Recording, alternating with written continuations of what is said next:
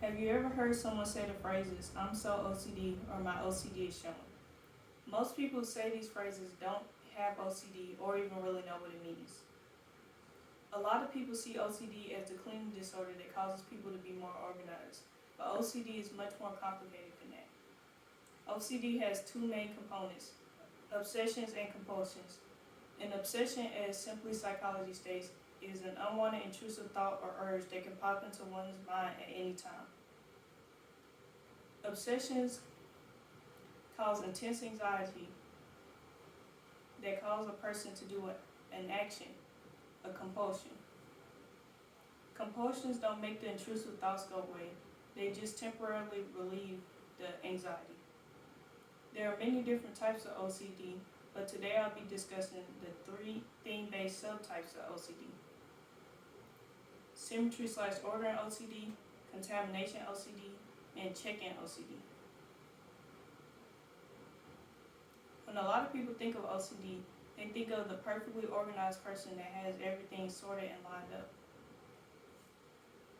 That brings me to our first type of OCD, symmetry/ordering OCD. Symmetry/ordering OCD causes intense anxiety over things not being in order. People with this type of OCD will fixate on fixing or redoing things until they feel they are perfect. This type of OCD is often downplayed or casually joked about. A lot of people like to organize things and say they have OCD jokingly.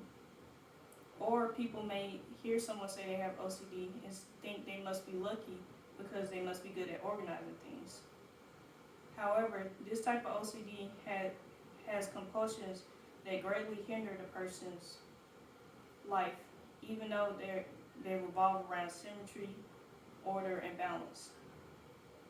People with this type of OCD may obsessively organize and reorganize things like their clothing drawer or their refrigerator. They may also pick up things a specific type of way every single time. Another commonly thought about type of OCD is contamination OCD. People with contamination OCD see almost everything as contaminated, sometimes even soap. This causes them to want to decontaminate things to extents that may seem absurd to other people. They may disinfect the area repeatedly or even avoid certain areas altogether. They also may ask people around them for reassurance that they are not contaminated. The International OCD Foundation says that some people may even go as far as to have a clean and a dirty world, where they only wear or use dirty things in the dirty world and only wear or use clean things in the clean world. Some people may even have a clean car and a dirty car. These compulsions in this type of OCD can be debilitating and harmful. An example is washing hands over and over again to the point where their skin is cracking and peeling. An extreme example from the International OCD Foundation is someone using bleach on their hands because they feel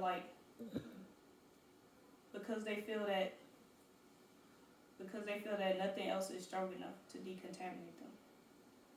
A lesser known type of OCD is check-in OCD.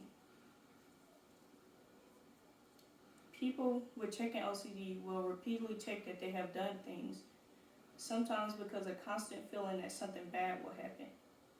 Check-in OCD causes intrusive doubts about completing a task. People with this type of OCD will have constant thoughts that they haven't completed a task correctly. For example, someone with this type of OCD may repeatedly check that they locked the door 20 times, even though they know they locked it. People with this type of OCD causes fear that bad things will happen if they don't complete tasks correctly. For example, they may feel like their house will burn down if they don't keep checking that they turned the stove off. They may also feel that someone they care about will get hurt if they don't complete their check-in rituals. To summarize, OCD is a much more complicated disorder than people realize. OCD causes intense obsessions that lead to extreme anxiety, compulsions that only temporarily calm the anxieties, and judgment from other people, the same people who joke about their disorder. OCD causes compulsions that hinder lives and are often harmful and even life-threatening.